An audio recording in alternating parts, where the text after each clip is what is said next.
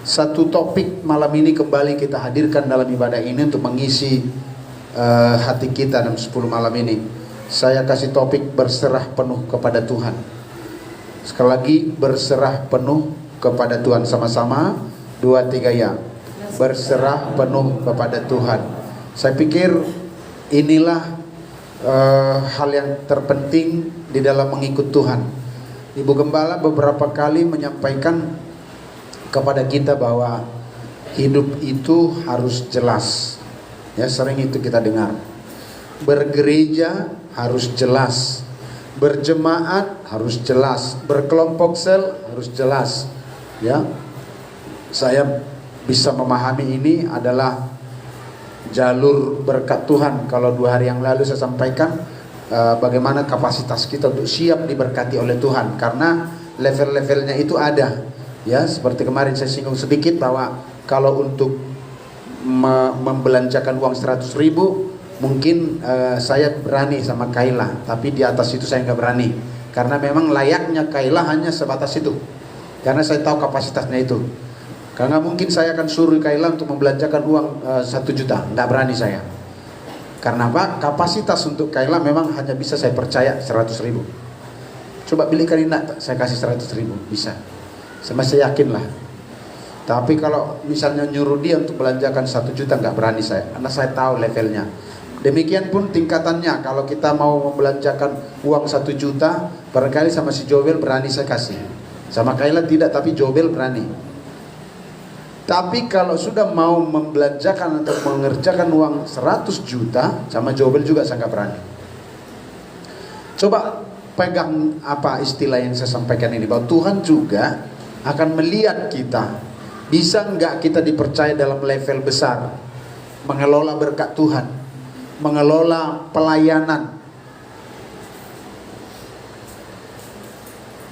Kalau kapasitas kita tidak ditingkatkan, maka tentulah kita tidak akan dipercaya lebih dari apa yang kita alami hari ini.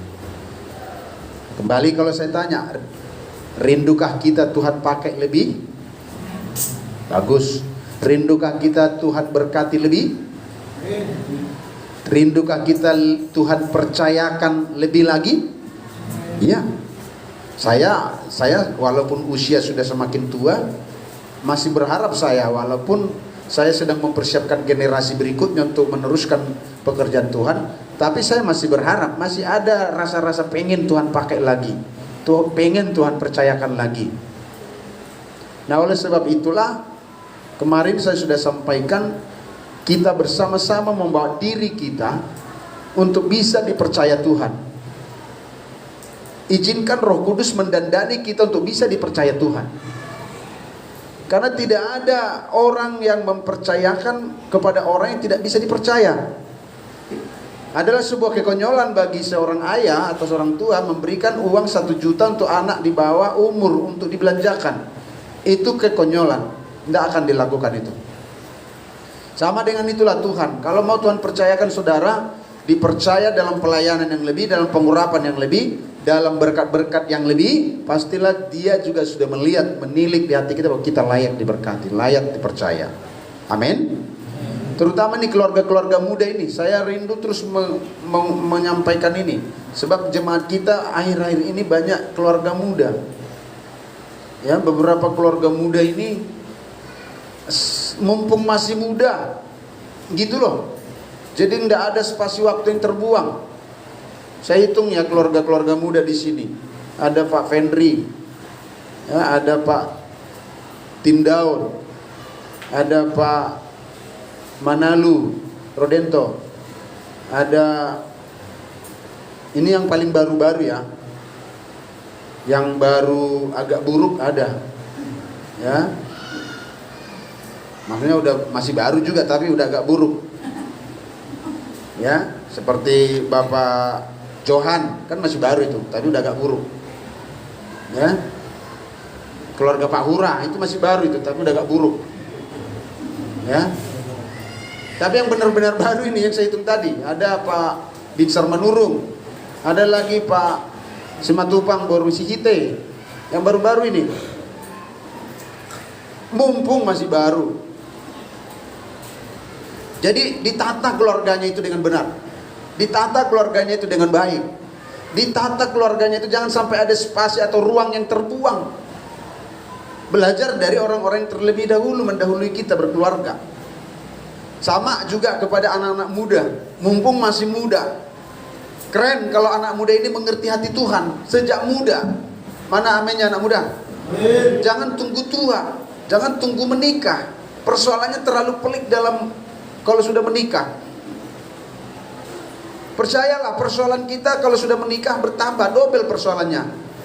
Nah, kalau sekarang masih masa muda ini terbuang, apalagi malah giat dalam dosa, tidak tahu melayani, tidak mengerti hati Tuhan masa mudanya, ya ini kekeliruan. Makanya tanggung jawab kami sebagai orang tua memberi pengertian ini. Bagaimanalah kami mengejar supaya anak-anak muda ini sejak muda takut Tuhan, sejak muda seperti Daniel, seperti Sadrak, Mesak, Abednego, seperti Samuel kecil, sudah menempatkan hatinya kepada Tuhan, seperti Timotius.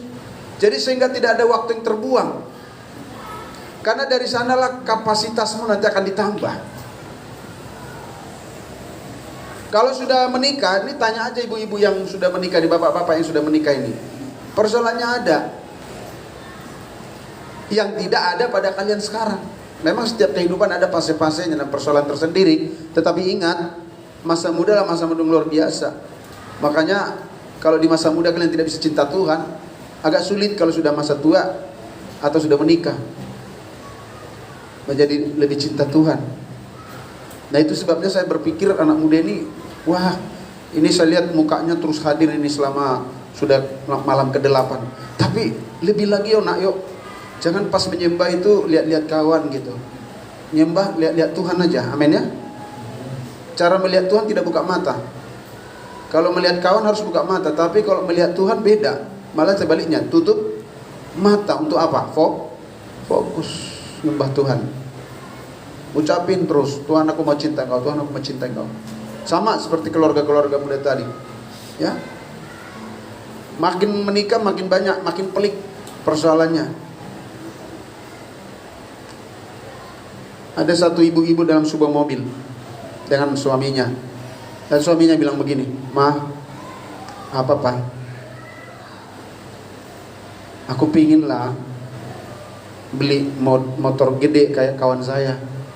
Katanya gitu. Tiba-tiba ibu ini nangis. Gitu.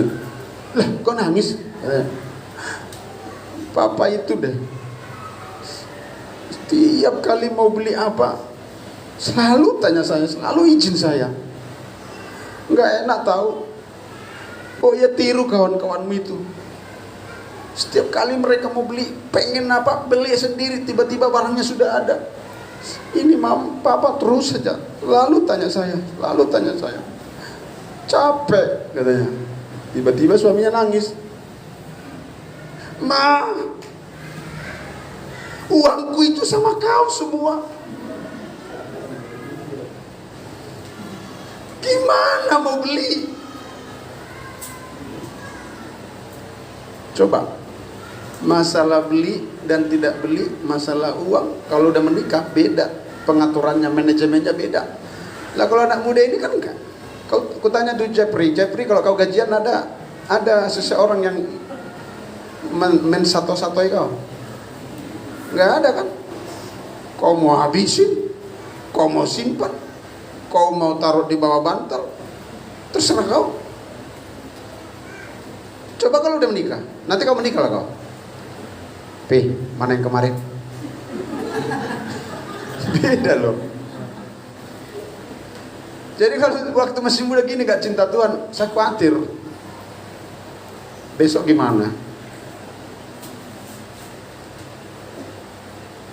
Amin.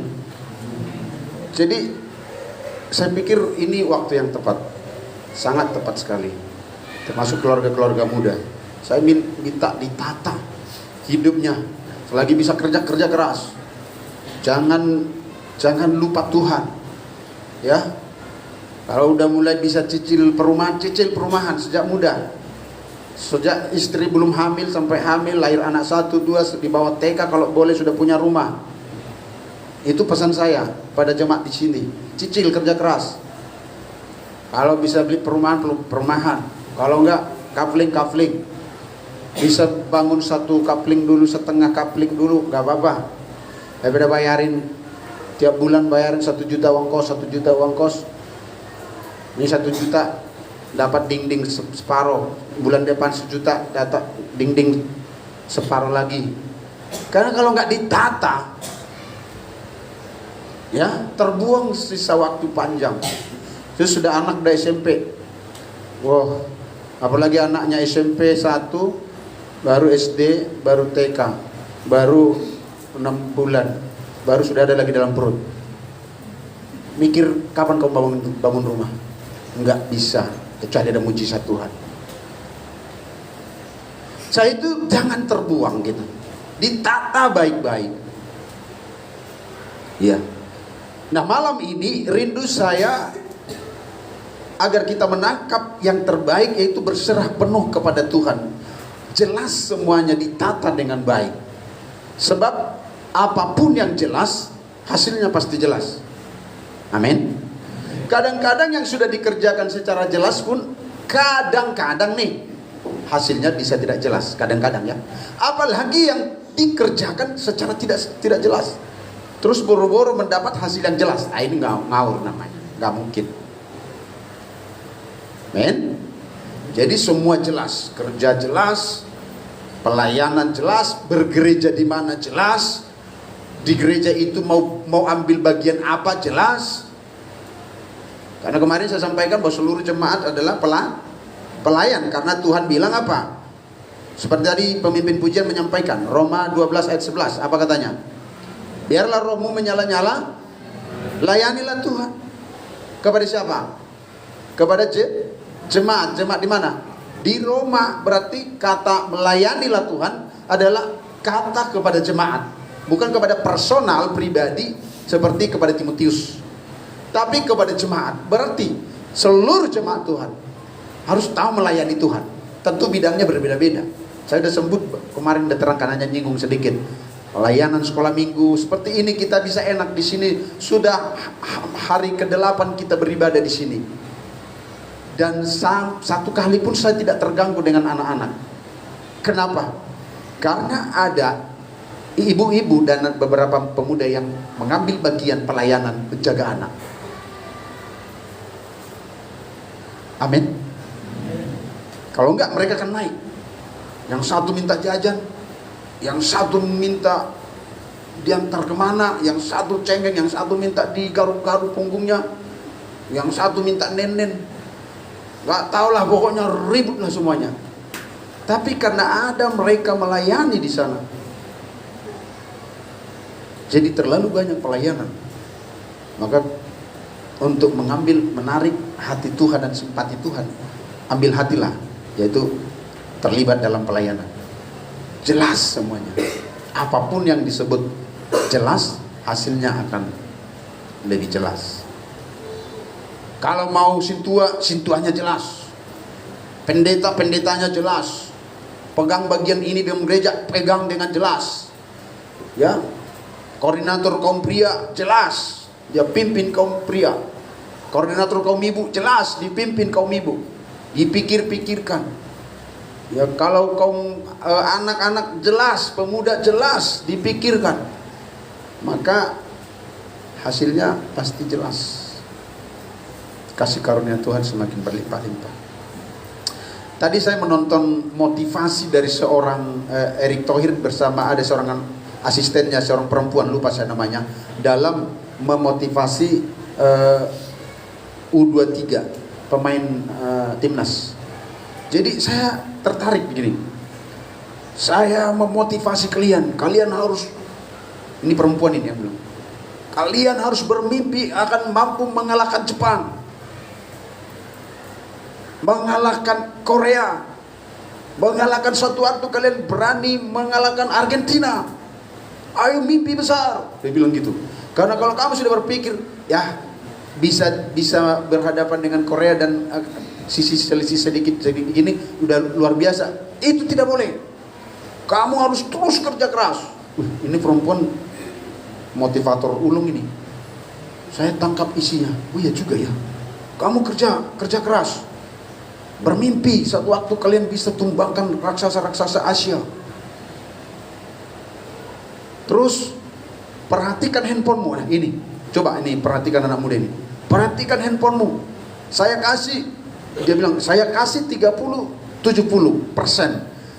Seluruh tayangan dan seluruh apapun isi handphonemu, 70% adalah bola. Keren ini pikirku. Lalu sisanya hanya 30%, paling banyak.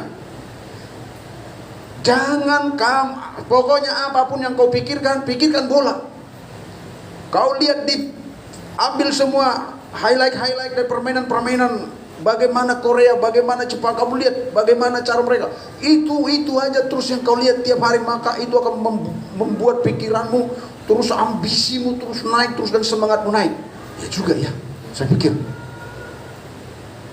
Saya diberkati dengan motivasi yang dia beri kepada anak-anak muda itu. Kalau nanti saya cek handphonemu dan masih terlalu banyak yang bukan bola, aku yakin kamu tidak ada ambisi yang kuat untuk menang. Iya juga ya. Benar juga yang saya pikir, motivasinya ini. Kalau kita sebagai anak-anak Tuhan, sampai handphone kita pun didominasi oleh khotbah, YouTube firman Tuhan, tentu itu akan membuat dan menyemangati kita. Ada doa-doa, ada apa dalam handphone kita. Itu sebuah motivasi yang benar. Yang saya sebut, yang Ibu Gembala singgung beberapa waktu yang lalu, jelas diletakkan pada dasar yang tepat. Coba anak-anak muda, seorang SMA ini, yang Chelsea dan yang lain, memang ambisinya untuk menguasai kelas, memang ambisinya untuk menduduki ranking, maka YouTube-nya pun pelajaran-pelajaran, maka Facebook-nya pun adalah kelompok-kelompok belajar. Yang anehnya, dia mau anak sekolah, mau berprestasi di sekolah, tapi semua apa yang ditonton yang lucu-lucu, meme-meme apa gitu, itu aja gitu, terus asik berjam-jam. Terus kira-kira mau apa dapatnya? Berarti memang nggak ada dorongan yang kuat. Dan ini yang disebut tidak jelas. Semua harus jelas. Haleluya.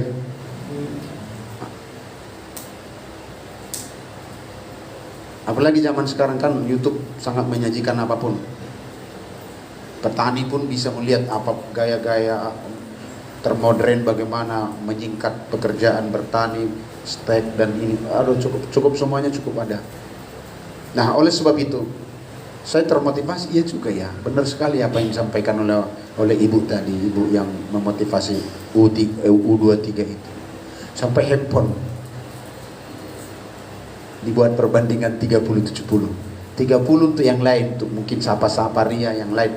Tapi 70% handphonemu adalah bola. Keren gitu.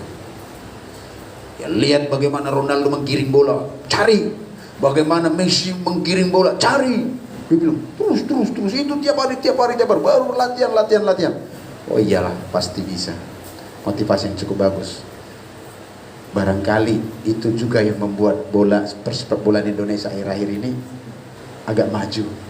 Ya, sampai untuk ke 32 tahun baru kembali mengambil gelar SEA Games yang ke 32 tahun baru dapat kembali. Mungkin di tangan Erick Thohir dan kawannya itu motivasinya itu terus, sehingga mereka ambisi dan bekerja keras. Bagaimana dengan kita jemaat Tuhan di sini?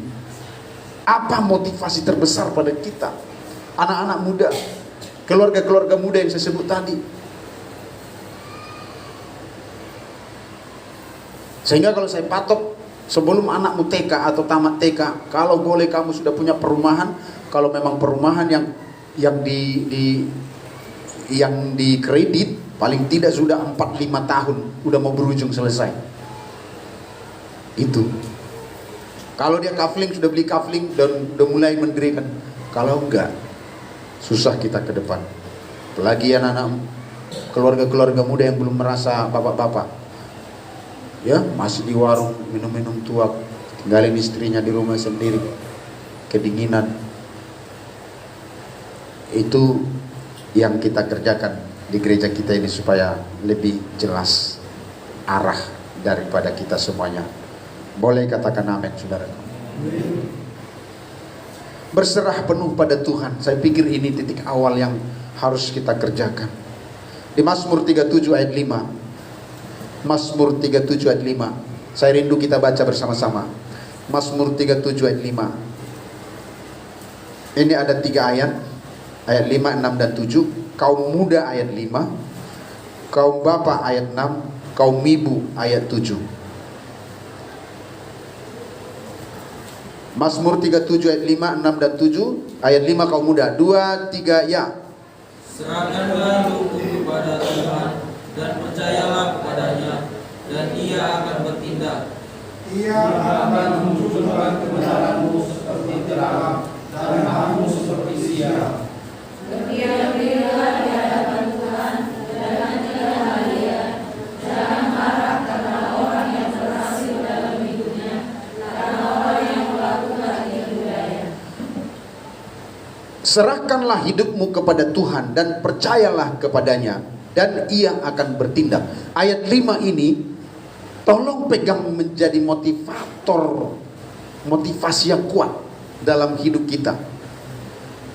Ekonomi Indonesia sudah semakin baik. Lihatlah, galangan kapal sudah buka. Kita sudah melewati fase yang sangat rusak kemarin 2 tahun lebih. Konser-konser sudah mulai ditata. Kita lihat konser-konser besar pun di Jakarta mulai ditata, sudah mau direncanakan. Bahkan ada konser nostalgia saya lihat di televisi yang akan main di bulan 7 nanti. Seorang artis-artis yang lama, Marcel Siahaan, yang dulu-dulu tahun 80 waktu saya masih SD, mereka itu sudah, dan ini mereka sudah persiapkan konser lagi. Artinya Indonesia sudah sedang bebas berkarya.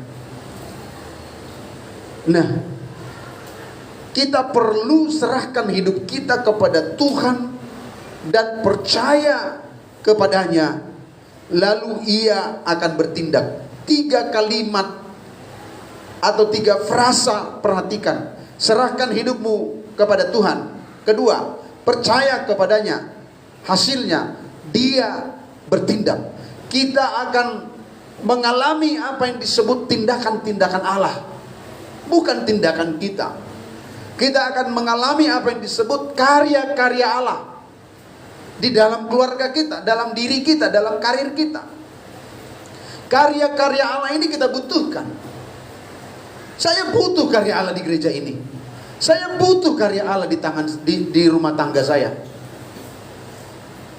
Saya butuh karya Allah di gereja ini, di yayasan ini. Untuk melihat tindakan-tindakan Allah yang nyata dalam diri kita, Bapak Ibu dan semua anak-anak kami, 2 hal ini tidak boleh dilalui, tidak boleh terlewatkan, yaitu serahkan diri kepada Tuhan, lalu percaya kepadanya. Ada banyak anak-anak Tuhan simbol semata bergereja. Bahkan kalau ada anak Tuhan masuk ke gereja hanya memanfaatkan karya-karya sosial saja. Nanti kalau aku sakit biar ada yang ngunjungin. Kalau aku anakku nanti lahir ada yang memberkati. Kalau ada yang meninggal ada yang mengubur. Itu terlalu rendah. Jauh lebih daripada perlindungan-perlindungan yang seperti itu, kita berharap tindakan-tindakan Allah, karya-karya Allah yang muncul dari hati yang berserah, dari hidup yang diserahkan dan yang percaya kepada Allah. Berapa banyak di antara kita menjadi anak Tuhan sekian lama tetap menjadi simbol, tidak mengikuti sepenuh, tidak percaya sepenuh kepada Tuhan. Ini kita hentikan di Prapentakosta ini. Ini kita selesaikan. Jadi jemaat-jemaat yang jelas, mengikut Tuhan, percaya kepada Tuhan sungguh-sungguh. Sekali lagi saya rindu ada karya-karya Allah yang nyata, tindakan-tindakan Allah. Dan memancing menunggu tindakan Allah ini ada, didahului oleh berserah hidup kepada Tuhan. Beberapa lagu kita boleh dipegang gitarnya dulu, mana saya minta kunci. Ya. Coba C. Ku buka hati, sama-sama resapi pujian ini. Untuk jamahanmu, berserah penuh di hadiratmu. Kau ambil alih seluruh hidupku di altarmu, menyembahmu. Sekali lagi, ku buka hati untuk jamah. Ingat, berserah penuh, berserah penuh di hadiratmu. Kau ambil alih seluruh hidupku di altarmu, menyembah. Keren ayat ini, bait lagu ini. Dia bilang gini, ku buka hati itu jamahanmu, berserah penuh di hadiratmu. Jangan asal dinyanyikan, Bapak Ibu. Berserah penuh. Itu tadi yang Tuhan bilang, serahkanlah hidupmu kepada Allah, percaya kepadanya, baru dia bertindak. Banyak di antara kita tidak berserah penuh. Saya mau di masa Pentakosta kita akhiri semua itu. Berserah penuh. Dia layak dipercaya. Dia layak menjadi sandaran. Bahasa Batak bilang, dia pantas gabe pangusan dia. Tuhan kita berserah penuh. Berserah penuh di hadiratmu. Jangan asal ngomong. Soal jodoh aja gak berserah penuh sama Tuhan, gak pernah ditanya sama Tuhan. Saya berapa kali khotbah konfirmasi yang jelas dengan Tuhan. Bisa gak Tuhan dikonfirmasi? Bisa, terlalu banyak di Alkitab konfirmasi firman Tuhan. Kemarin saya khotbah di Sigalingging begitu. Terus adik saya Nelly memosting cabenya, keren, bagus sekali video cabenya itu, merah.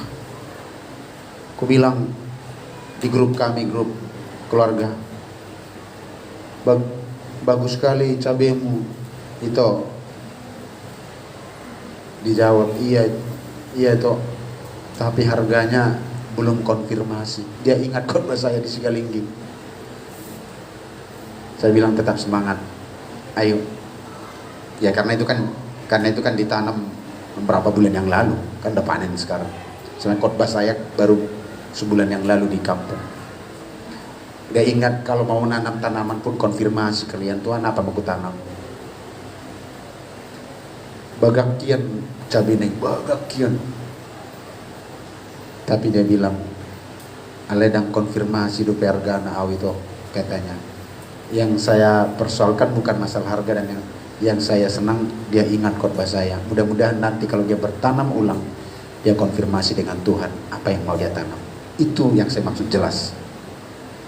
Mau menikah di Jeffrey misalnya, kamu bisa nggak konfirmasi dengan Tuhan, bulan berapa kamu, tahun berapa kamu, umur berapa kamu menikah? Oh sangat bisa. Tuhan, aku minta umur 41 aku nikah, ya gitu. Konfirmasi dengan Tuhan. Iya kan? Tuhan bilang jangan ketuaan, kata Tuhan. Kurangi 20. Kayak gitu kan. Jadi umur berapa? Kurangi 10, 31. 31 udah matang banget. Ya. Udah matang itu. Itu udah ada rumahnya itu. Ya. Permaisuri tinggal nempatin, dapur sudah ada. Ya kan?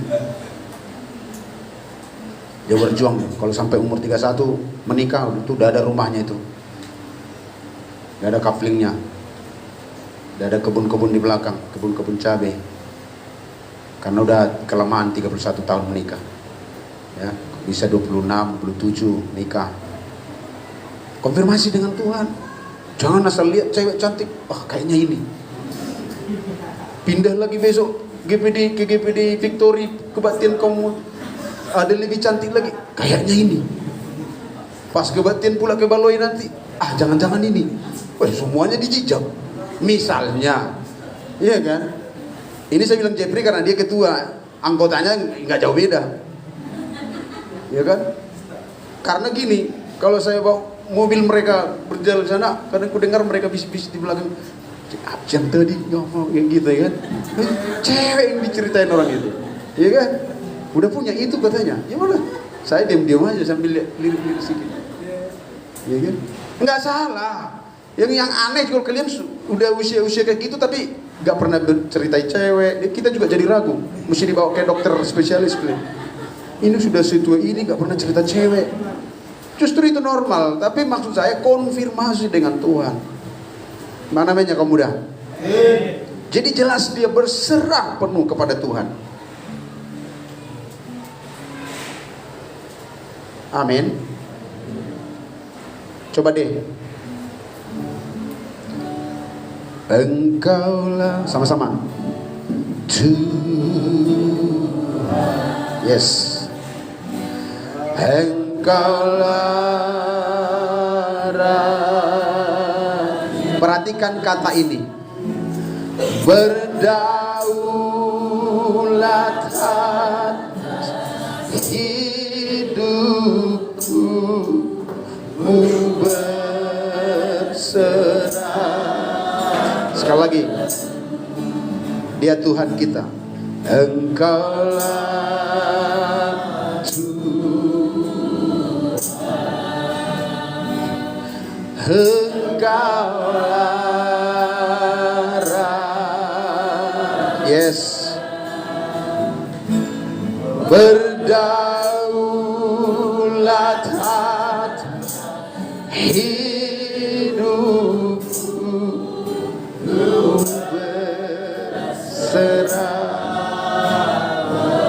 semua katakan amin. Ku berserah. Tadi pujian pertama berserah penuh. Ini jangan asal ngomong, jangan asal nyanyi.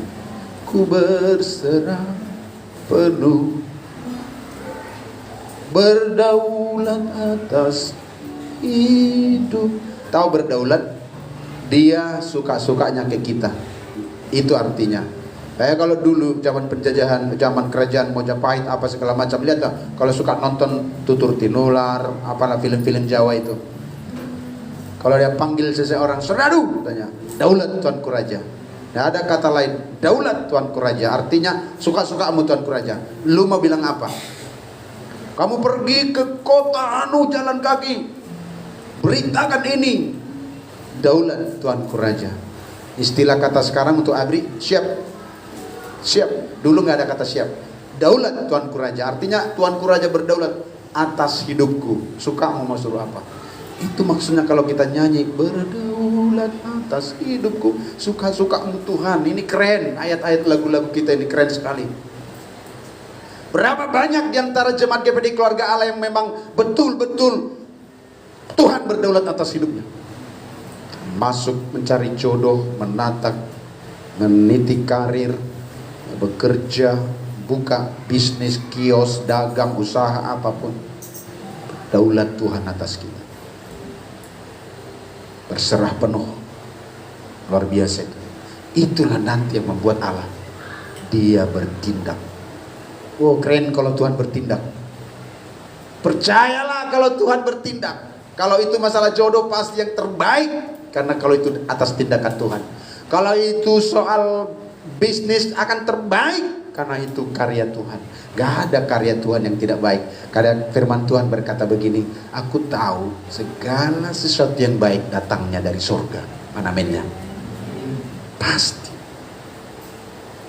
Jangan izinkan lagi waktu-waktu kita di momen-momen Pentakosta ini kita rebut hati Tuhan. Haleluya. Haleluya.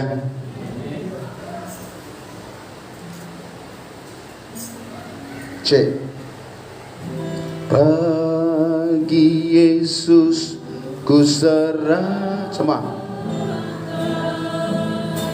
Hidup sepenuhnya. Yes. Hati dan perbuatanku, kun waktuku miliknya bagi Yesus, bagi Yesus semuanya. Pun waktuku miliknya bagi Yesus semuanya. Waktuku miliknya. Boleh tepuk tangan yang meriah untuk Tuhan. Ingat, semuanya diserahkan pada Tuhan. Pun waktuku miliknya. Inilah makna Tuhan berdaulat. Serahkan hidupmu kepada Tuhan, percaya kepadanya, lalu dia apa? Bertindak. Tindakan-tindakan Allah sangat luar biasa untuk kita nikmati. Biar Tuhan berdaulat atas kita, dan artinya suka-sukanya Tuhan atas hidup kita. Seperti pujian itu cukup kuat ya, secara teologis luar biasa. Itu lagu-lagu orang percaya. Ya, Tuhan berdaulat atas hidup kita. Apapun yang Tuhan buat, itulah yang terbaik. Ya.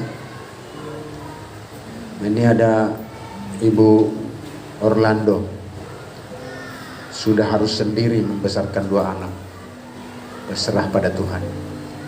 Tuhan tahu yang terbaik. Berdaulat Tuhan atas kita. Tadi saya ditelepon dari Bandar Beci, pendeta kita, Pak Pendeta Sitinjak. Dia bilang, "Bang, ya, minta tolong coba bang, adong jemaat tadi awal bros operasi kanker otak,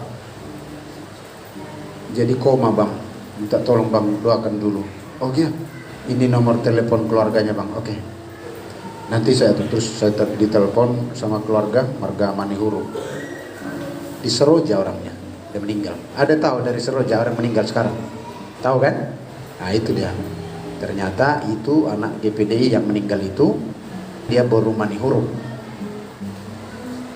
Anaknya baru 3 tahun. Saya sedih juga. Ditelepon begitu, saya ditelepon sama si Itonya. Oke, di mana sekarang? Oh, aku masih di rumah Mang, Batam Center. Jadi bilang, oke, kita atur nanti kalau kamu sudah ke awal bros, kita atur kita bisa berdoa karena masih hidup tapi koma. Tiba-tiba jam berapa tadi sore telepon sama si Tinjak, "Bang, udah meninggal bang 15 menit yang lalu." Iya ya, saya baru berencana mau ke sana. Saya sudah bilang sama kakakmu mau ke sana, tapi ya sudahlah, mungkin itu yang terbaik. Anaknya baru 3 tahun, 2 orang. Itulah Tuhan berdaulat, tak bisa kita buat apa. Hidup singkat sekali. Jadi mabalulah si bapak itu dengan 2 anak. Jadi sudah gak tahu apakah dibawa pulang atau nanti dikubur di sini, kita tidak tahu. Nah, mamanya ini jemaat yang di sana, mamanya perempuan yang meninggal ini sedang di sini sekarang. Pasti kesedihan besar. Burunya ini meninggalkan 2 anak kecil. Allah berdaulat atas hidup kita, apapun suka-sukanya Tuhan. Sebab itu serahkanlah hidupmu kepada Tuhan, percaya kepadanya, Dia bertindak. Sekali lagi, kalau kita rindu tindakan-tindakan Allah ada pada kita, karya-karya Allah ada pada rumah tangga kita, pada karir kita, pada kesehatan kita, pada apapun, mari jelas serahkan hidup kita kepada Tuhan. Boleh katakan amin umat Tuhan. Di ayat 6 berkata begini, apa tindakan-tindakan Allah? Dia memunculkan kebenaran kita seperti terang dan hak kita seperti siang. Gak ada yang bisa menutup-nutupinya. Allah membuat semuanya terang. Hak kita seperti siang.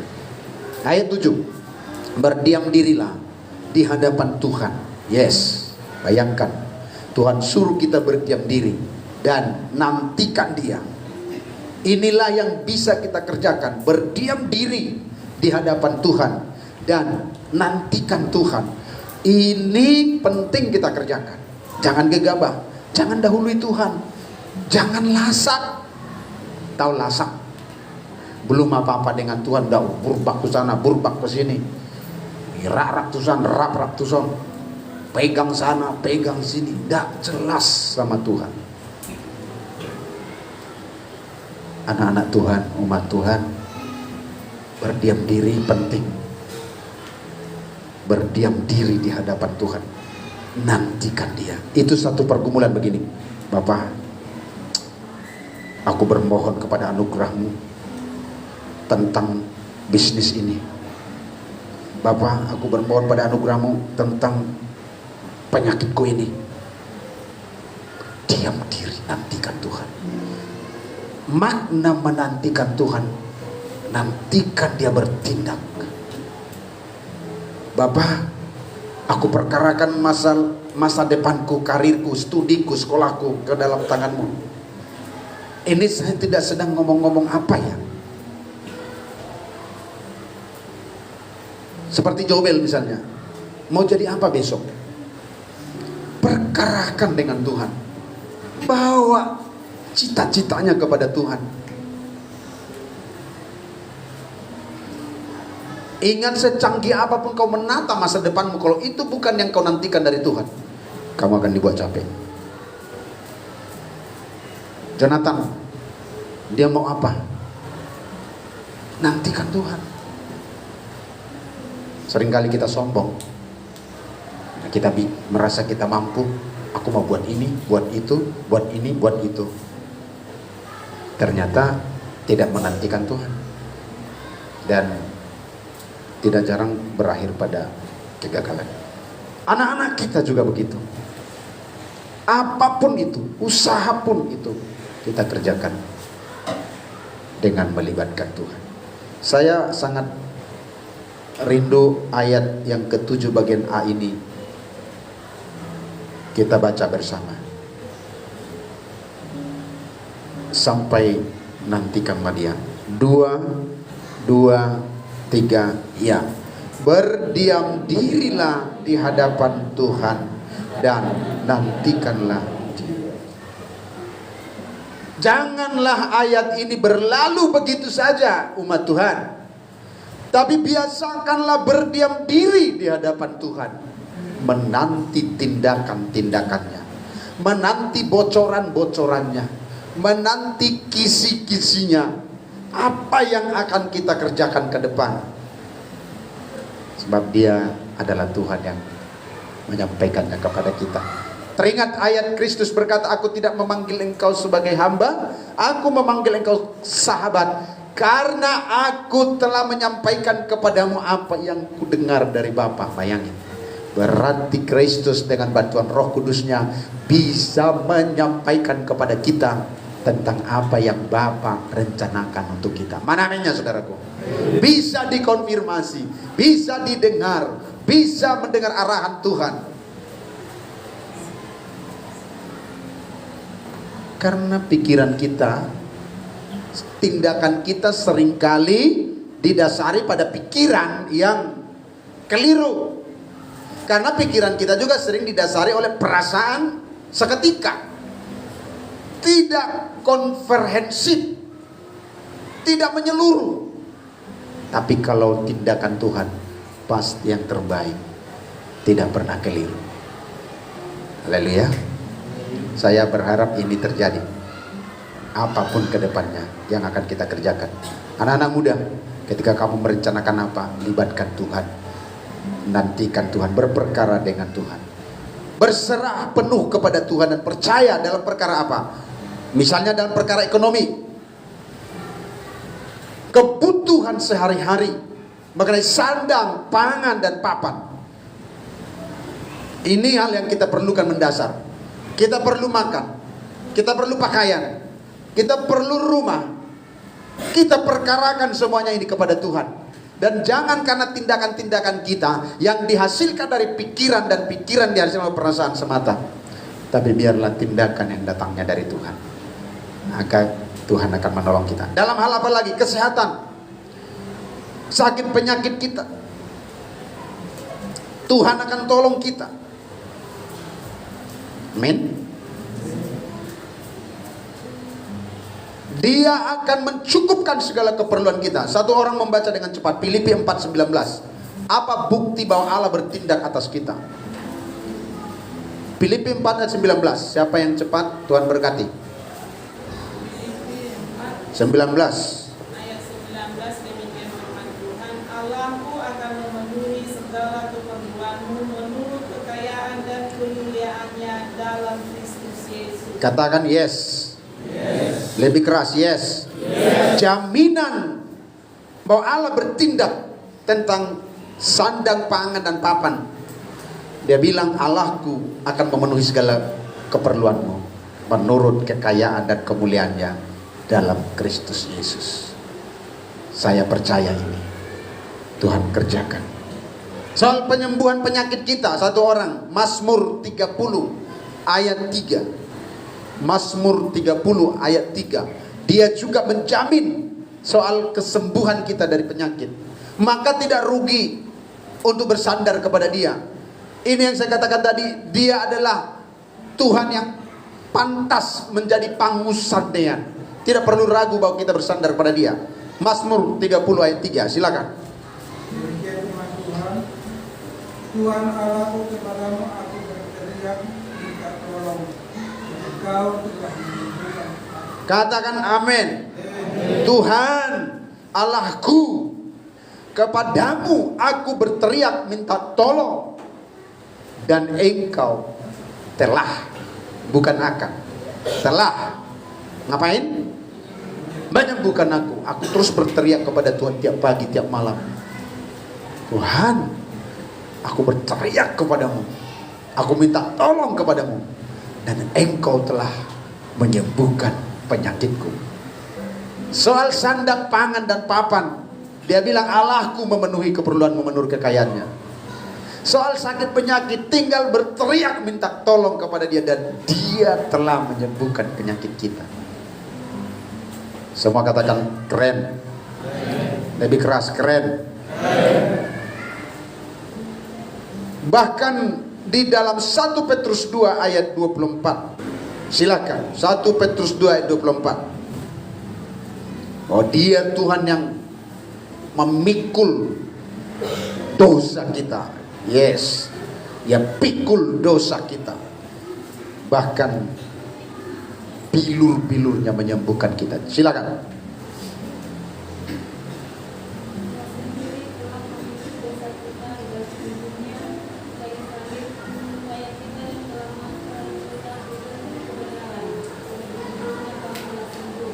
Ia sendiri telah memikul dosa kita di dalam tubuhnya di kayu salib, supaya kita yang telah mati terhadap dosa hidup untuk kebenaran.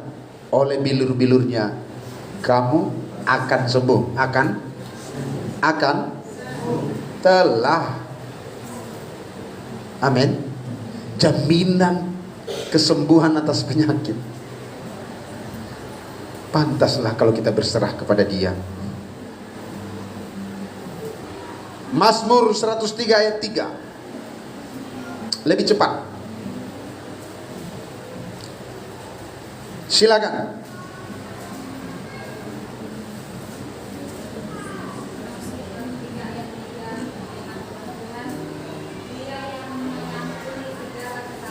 Ya. Dia menyembuhkan segala penyakitmu. Segala pembuluh darah, penyempitan pembuluh darah, darah tinggi, darah rendah, apalah penyakit apapun, katanya segala penyakitmu. Bapak Ibu masih bisa mempercayai firman ini? Masih bisa percaya kepada Tuhan? Yuk, sakit kita bawa kepada dia. 3 ayat ini membuktikan janji kesembuhan. Kita minta tolong dan Dia telah menyembuhkan kita. Dia mengampuni kesalahan kita sehingga Dia juga menyembuhkan penyakit kita. Dan oleh bilur-bilurnya kita sembuh, karena seluruh dosa kita ditanggungnya di kayu salib. Dia ampuni kita. Bahkan yang terakhir, Dia pantas kita percayai karena Dia menjamin masa depan keturunan kita. Ayo dengan cepat, Mazmur 37 ayat 25. Mazmur 37 ayat 25, silakan. Demikian kemajuan, dahulu aku muda dan telah menjadi tua. Ya. Tapi tidak pernah kulihat orang benar ditinggalkan atau anak cucunya yang meminta roti. Satu kesaksian daripada pemazmur. Dia bilang, dulu aku muda, sekarang sudah menjadi tua, tetapi tidak pernah kulihat orang benar ditinggalkan. Katakan amin. Jadi kalau kita orang benarnya Tuhan yang berserah kepada Tuhan, Dia tidak pernah tinggalkan kita. Amango ya mang mantap nih. Dan kiai tinggal di batahi tak. Kenapa ragu lagi berserah kepada Tuhan sepenuh hati? Kenapa tanggung-tanggung bergereja, tanggung-tanggung berjemaat, tanggung-tanggung melayani Tuhan? Kenapa mikir-mikir? Ayo berserah penuh. Kesaksian seorang hamba Tuhan berkata, dulu aku muda, sekarang telah menjadi tua. Tetapi perhatikan ya, katanya, tidak pernah kulihat orang benar ditinggal Tuhan. Apalagi anak cucunya minta-minta roti. Tak nak, kata orang Melayu. Tak akan pernah. Anak cucu kita tidak akan minta-minta roti. Kalau anak cucu kita tidak minta-minta roti, dijamin tidak minta-minta roti. Saya yakin kita pun tidak akan minta-minta roti. Tuhan bela ekonomi kita, Tuhan berkati ekonomi kita. Kalau memang kapasitas kita sudah pantas menjadi orang yang dipercaya oleh Tuhan. Haleluya. Aminkan dalam hatimu, anak cucuku tidak minta-minta roti. Orang Batak bilang keturunan belakang panaikon. Semua bilang panaikon. Panaikon itu kawan kita orang Nias nggak tahu apa panaikon itu, meningkat. Jadi keturunan di belakang itu lebih hebat dari keturunan di depan. Bahaya falsafah rumah Batak itu bukan sembarang itu. Rumah Batak itu tidak sama begini. Titik di sini dengan di sini nggak sama. Yang paling depan itu di sini, kalau tanduk kerbau di sini segini, nanti ada lengkungan kayak gini, lalu tanduk kerbau yang paling belakang lebih tinggi. Tahu arti falsafahnya itu? Anak keturunan di belakang lebih hebat dari bapaknya. Panaikon. Kalau bapaknya tamat SD, bapaknya musahain harus tamat SMP. Saya dengar sering itu. Aku cuma tamat SD, paling tidak anakku SMP. Saya dengar itu sering di kampung kami. Nah kalau bapaknya sudah tamat SMP, dia bilang paling tidak anak-anakku ini tamat SMA. Kalau bapaknya sudah pernah tamat SMA, dia bilang paling tidak anak-anakku ini bisa kuliah. Kalau falsafahnya gitu, harus lebih tinggi yang di belakang. Jangan anak bapaknya hebat tapi anaknya amburadul semua. Haleluya. Tidak pernah ditinggalkan Tuhan kita. Anak cucu kita tak akan minta-minta roti. Kalau Daud bilang begitu, kesaksian Daud yang dekat dengan Tuhan begitu, ada kesaksian anaknya turun kepada anak. Siapa anaknya? Salomo. Amsal 11 ayat 21. Amsal 11 ayat 21. Berlomba saja siapa dapat langsung kuat nyaring. Amsal 11:21. Tuhan, Ya. sungguh orang jahat tidak akan luput dari hukuman. Yes. Tetapi keturunan orang benar akan diselamatkan. Keturunan kita kelak diselamatkan. Amin. Makanya tidak rugi menjadi orang benar. Om pikir buang-buang waktu datang 10 malam ke gereja ngapain, ke orang-orang bodoh. Enggak lah. Kita di sini sedang mengikuti perintah Tuhan untuk bagaimana menjadi orang benar. Dan ingat, bukan cuma berkat pada kita, tapi anak cucu kita di belakang, keturunan orang benar diselamatkan. Aku yakin keturunan kita di belakang akan menjadi lebih baik dari apa yang kita alami. Amin. Naik Amsal 20 ayat 7. Siapa depan? Cepat. 20 ayat 7. Ya. Orang benar yang bersih kelakuannya. Orang benar yang bersih kelakuannya. Terus? Bahagialah keturunannya. Wow, mantap. Saya berharap anakku berbahagia nantinya, lebih bahagia dari aku. Makanya kita benar-benar sungguh-sungguh berserah penuh pada Tuhan. Mudah-mudahan panjang umur, bisa masih melihat keturunan kita berbahagia. Amin. Dan itu yang benar. Ini Pak Pahan, kayaknya Bapak Pahan nggak pernah kuliah ini sama SMA ya Pak ya. Tapi anaknya udah 3 kuliah, udah tamat 1. Keren. Nanti Cynthia nyusul, baru lagi nyusul lagi adiknya. Kita berharap Tuhan tolong kita semua.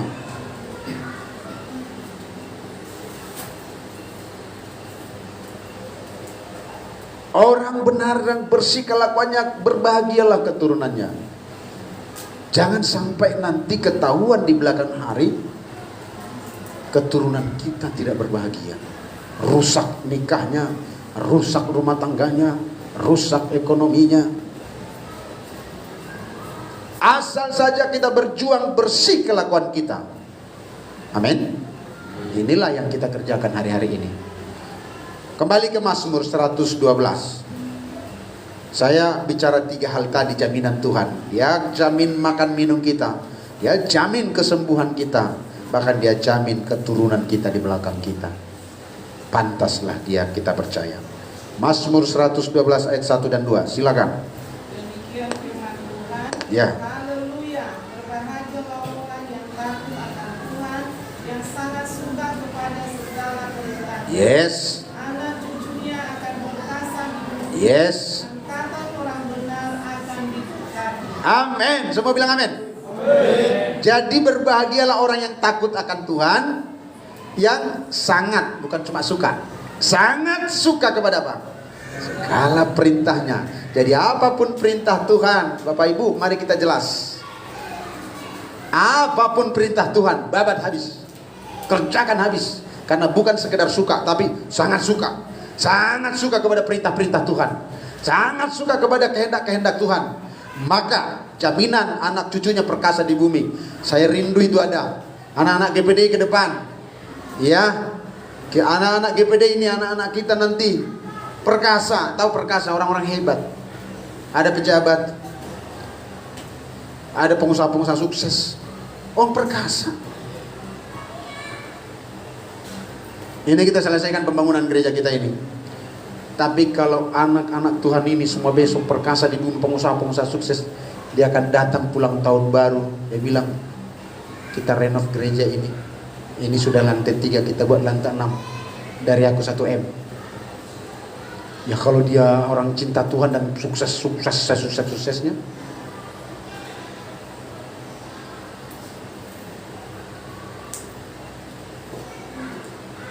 Jadi ayo Bapak Ibu, orang tua, berlomba. Mata kita satu waktu akan melihat keturunan kita perkasa di bumi.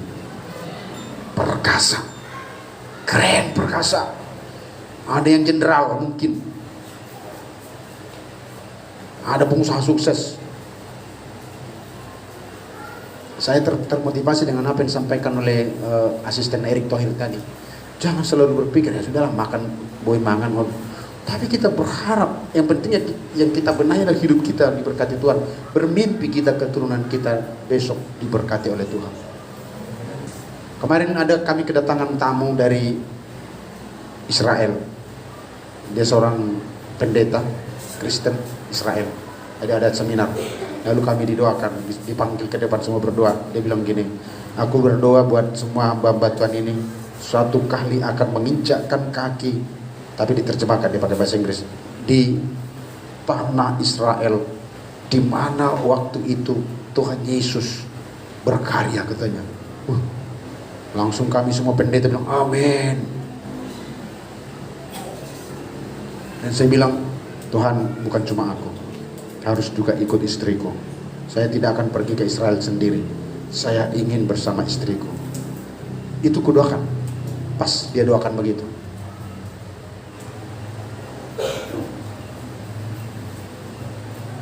Ada mimpi-mimpi ke depan. Memang dari dulu saya sudah pengen kali. Saya cerita sama ibu gembala, pengenlah aku ke Israel ini, aku bilang. Dia bilang dulu ya, aku nggak terlalu. Aku malah pengen ke Eropa, gitu ya. Tapi aku ke Israel. Tapi akhir-akhir ini nggak tahu, 2 bulan yang lalu juga ya Pak ya, pengen juga aku ke Israel. Dan aku percaya nggak lama Tuhan bisa antar saya dengan Ibu Gembala. Bahkan kalau kita sukses, anak-anak kita sukses, rombongan dari GPD Keluarga Allah. Kalau anak-anak kita sukses, emang apa susahnya memberangkatkan bapak mamanya umroh? Ya umroh ya. Umroh. Amin ya. Itu kan umroh itu. Coba kalau anak kita sukses. Apalagi saya ada 5 anak. Sukses 5. Berapa rupanya ke sana? Kalau 40 orang, berarti papa mamanya cuma 80. Tambah ini itunya cuma 100. Kalau anak saya 5 cuma kasih 20 juta aja. Emang susah? Pak, pergi umroh. Tapi kalau nggak diberkati Tuhan, Pak, bantu dulu kami Pak. Udah nggak makan kami Pak. Oh, mati mah kita. Jadi saya doakan tuh. Banyak juga sih ada keren-kerennya teman-teman ya. Jadi risih saya. Ada manakku bitangan naik, takku bitangan nih papai dulu nah. Repot mamu gue bilang. Ada beberapa pendeta yang dari sini juga. Dan boto tong berbahasa Indonesia, mana kau mana take your hand, bless me, mana songo ni kan, takut pun songo. Agak berherai siapa menerak keturunan Nabi itu kan. Kan dia memang keturunan. Dia bilang saya dari ibu adalah suku Yehuda, tapi dari bapak dia suku Lewi. Songo kalak bata kau neraku, dia berbisik saya ke samping saya, pas songo kita teh, awe keturunan Indah turong geruna sumurung, ya kan? Baru sama tuh, keren ini. Makanya orang Batak itu dibilang orang Israel yang terhilang. Sama kayak kita bisa silsilah aja sampai berapa puluh generasi dapat, ya kan?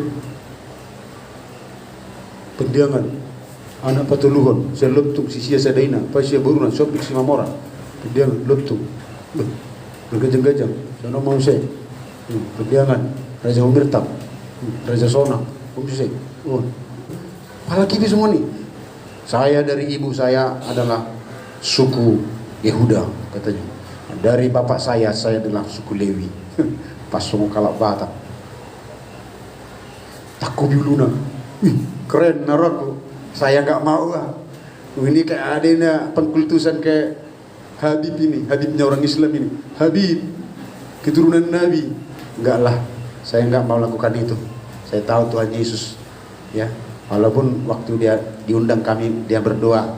Yang saya aminkan doanya adalah ketika dia bilang, Tuhan aku berdoa supaya seluruh pendeta yang ada hari ini di sini, suatu waktu akan menginjakkan kakinya di tanah Israel, di mana Yesus Kristus dulu berkarya. Saya bilang, yes Tuhan, amin. Dan istriku Tuhan ikut juga, saya bilang.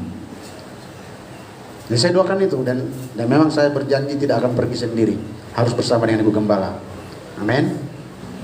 Kalau ke Israel harus bersama dengan Ibu Gembala. Iya.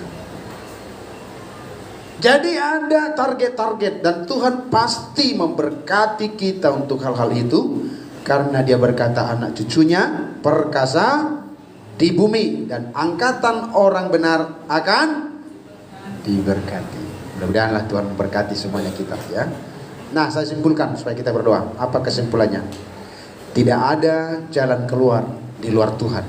Ketika Bapak Ibu jauh dari persekutuan dengan Tuhan, mengabaikan baca ayat, mengabaikan jam-jam doa dan tidak peduli dengan Tuhan dan sangat minim waktu dengan Tuhan. Tidak ada saat teduh, tidak ada menantikan Tuhan dan berdiam diri. Sebetulnya tanpa kau sadari kau jauh dari Tuhan dan engkau ada masalah.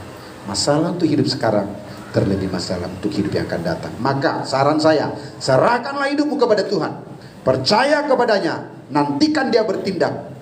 Jangan tanggung-tanggung kepercayaan kita kepada Tuhan, jangan setengah-setengah penyerahan kita kepada Tuhan. Mari berserah penuh kepada Tuhan. Amin. Mari.